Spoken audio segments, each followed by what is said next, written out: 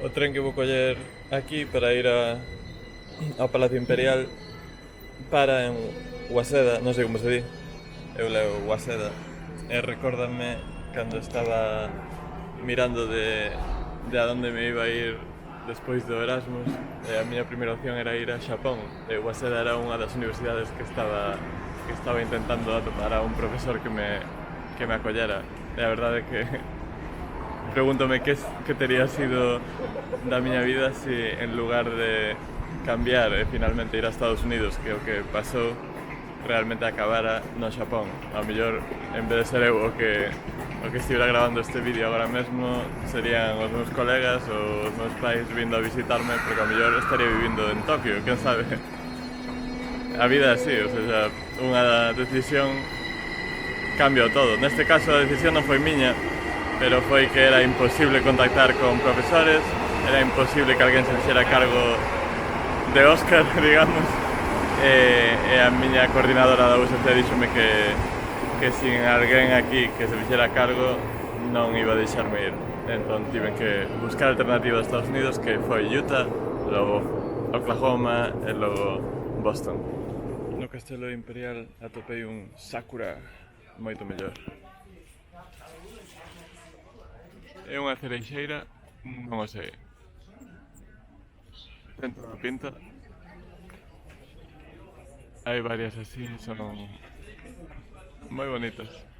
Por desgraza, o Palacio Imperial só se pode visitar en grupos moi reducidos. Eu non tiña reservado para variar, así que vin esta maqueta e pasei por todo o recinto, que é moi grande e moi bonito.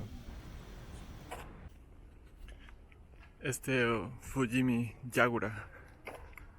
Os Yaguras, según pon aquí, eran unhas torres que construían alrededor do castelo desde onde podían protexerse, desde onde podían disparar. E esta chamase Fujimi, que ven de Fuji, do monte Fuji, dai ven o nome, e era porque desde aquí podíase ver o monte Fuji, supoño que algúns días, non todos, porque depende de como este o tempo. Bueno, aquí tamén hai piñeiros. Por sorte non hai eucalipto.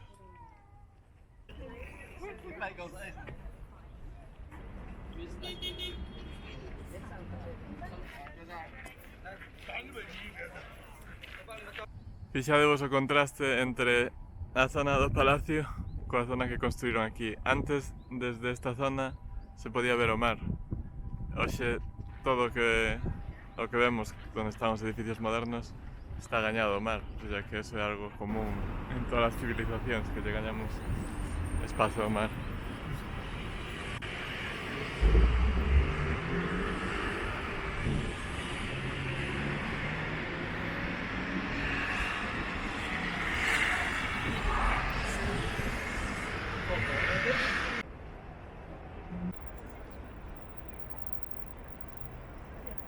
Estaba camiñando buscando un sitio onde comer e acabei atopando este sitio a través de Google Maps. Chámase Ginza Asami. Está nun sitio un pouco inhóspito porque estou ao lado da autoestrada, literalmente. É unha rúa sin maior interese e o lugar non ten ningún cartel, porque de feito traducín iso é un cartel de outra cousa. Supoño que ese pode ser o nome, non me fixei, podería ser ese. Ten unha entrada moi austera, é un sitio de comida xaponesa tradicional, na que ti non elixes o que vas comer, sino que o chef é o que che sirve. Era a ver se digo ben, tai chakuse, era sashimi dun peixe que parecía como dourada ou algo así, que servían con arroz, con algúns encurtidos, con unha pequena ensalada de algas, e o peixe viña nunha salsa de sésamo con sabor así como a froito seco, moi rica, e dentro da propia salsa estaba o wasabi, entón non me din conta, tiñas que andar un pouco con ollo, pero bueno, o wasabi tampouco é tan picante. Nos creo que estamos acostumados a wasabi falso, digamos. Este, home, pica, pero a verdade é que é moi agradable. O sashimi é peixe totalmente crudo, supoño que o meu pai aquí estaría protestando, pero a verdade é que estaba moi rico, moi suave, a salsa combinaba a perfección, a salsa sí que tiña moito sabor, o wasabi por suposto tamén.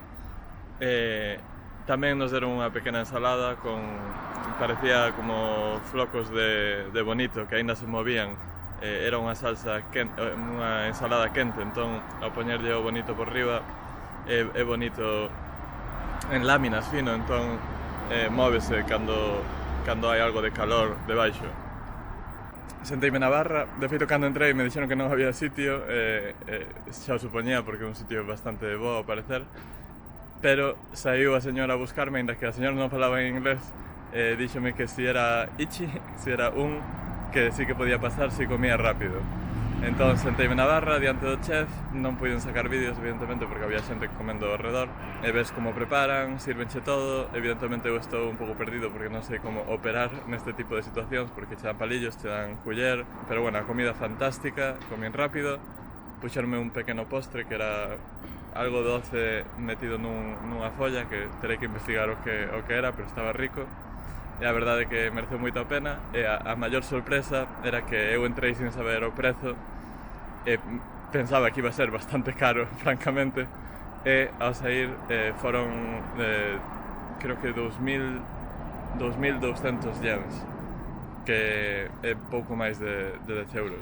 Realmente supoño que igual é porque é hora de xantar, non é hora de cear, pero fantástico, o sea, estou moi contento porque viñemos a Xapón a comer.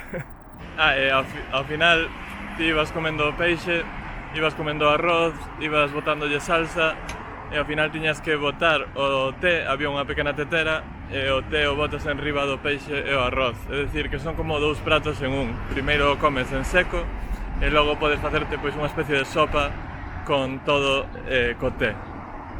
Ao parecer é algo tradicional.